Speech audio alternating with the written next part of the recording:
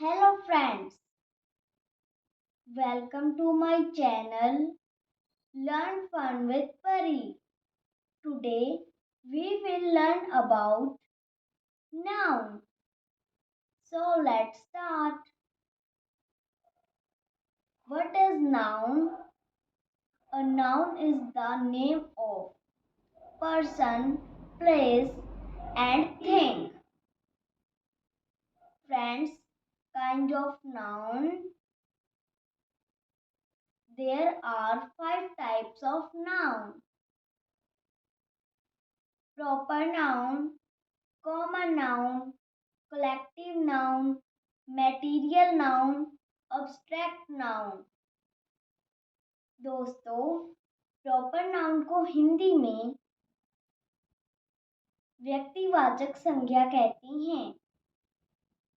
Common noun को हिंदी में जातिवाचक संज्ञा कहती हैं। कलेक्टिव नाउन को हिंदी में समूहवाचक संज्ञा कहती हैं। मैटीरियल नाउन को हिंदी में द्रव्यवाचक संज्ञा कहती हैं। अब्स्ट्रैक्ट नाउन को हिंदी में भाववाचक संज्ञा कहते हैं। दोस्तों, ऐसी और वीडियो देखने के लिए चैनल को लाइक, शेयर एंड सब्सक्राइब करें। Thanks for watching this video.